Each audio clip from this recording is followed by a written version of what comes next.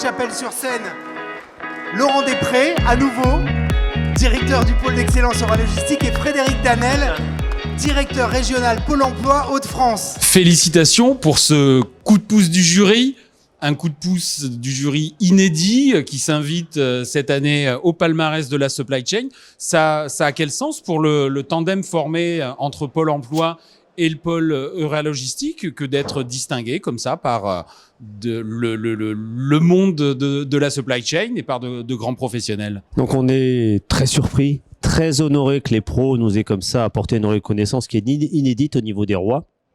C'est aussi la reconnaissance d'un très très beau partenariat entre la Chambre de commerce, le Conseil régional et Pôle emploi qui ont boosté cette opération, avec l'AFT aussi.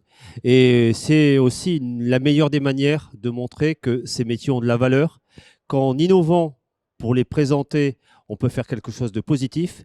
Et aujourd'hui, nos 1500 visiteurs dans un espace de temps très limité, une dizaine de mois, c'est la meilleure des reconnaissances. Et cette région de France, elle est logistique friendly, on en est très fiers. Et demain, on sera supply chain friendly. Au moment où le marché du travail et les tensions du marché du travail sont vraiment très très fortes, trouver par cette solution très originale, inédite, le moyen de donner envie à des jeunes et des moins jeunes de rejoindre la filière, le secteur de la logistique, c'est une vraie chance. Une chance qu'on a en Hauts-de-France, que d'autres d'ailleurs nous jalousent.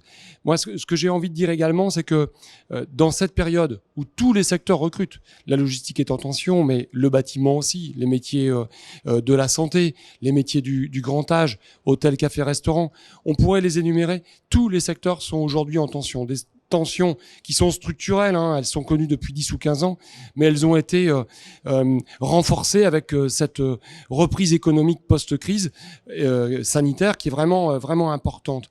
Et pour nous, il est vraiment important de travailler sur l'attractivité, c'est vraiment le mot-clé aujourd'hui. Si on veut recruter, il faut donner envie. Et donc, cet outil formidable nous permet d'attirer des talents et des futurs talents et créer la rencontre avec les professionnels qu'on va trouver sur le site d'Euralogistique, des demandeurs d'emploi qu'on va pouvoir mettre en relation avec les formations qui leur permettront d'accéder à ces emplois. La formule était innovante, un escape game pour faire connaître les métiers de la supply chain et toute une grande diversité de métiers. La formule, elle a aussi un avenir au-delà des Hauts-de-France où est née cette collaboration et ce projet. Quand on innove, on essuie les plâtres. Et ensuite, derrière, quand ça marche, certains veulent s'en inspirer. Donc, évidemment, on ouvre les bras et nos portes pour qu'on puisse diffuser en fait cette culture de l'entreprise, cette culture de la logistique, du supply chain management. Et puis, bien évidemment, ça donnera des ailes à d'autres, ça donnera confiance à d'autres.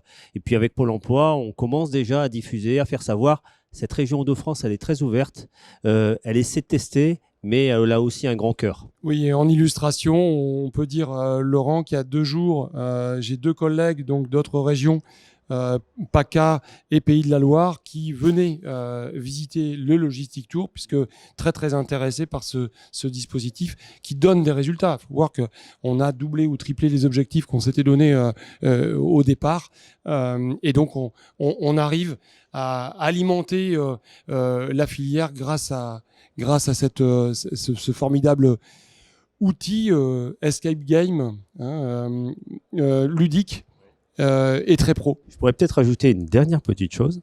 En fait, aujourd'hui, ce matin, on a été très contents parce que c'était prévu normalement pour les demandeurs d'emploi, pour les gens en reconversion. Mais ce matin, on a accueilli notre premier groupe de 3e. Des gens qui venaient de Boulogne, qui ont fait quasiment 120 km pour venir là sur place. Des jeunes qui n'étaient pas très fortiches à l'école. Et puis, on s'est dit, mais bon sang, ça marche aussi avec les enfants.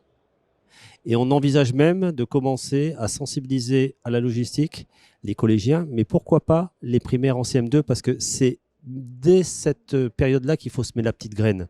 Donc on a encore de belles aventures. Et ce ne sera pas des futurs demandeurs d'emploi, ce sera des gagnants, des talents. Et peut-être en complément, on voit à travers cet exemple-là qu'aujourd'hui, les solutions, on les trouve ensemble. On les trouve, nous, Pôle emploi, avec les entreprises, avec les filières, avec les fédérations, en se serrant les coudes, en se mettant autour de la table, en essayant de trouver les solutions pour recruter. Et ça marche. Donc, ce que je constate, moi, depuis 2 ou 3 ans, c'est qu'on est passé d'un partenariat, je dirais, assez classique, aujourd'hui à une coopération. On est vraiment main dans la main avec les entreprises et les professionnels pour trouver les solutions, et on arrive à les trouver ensemble.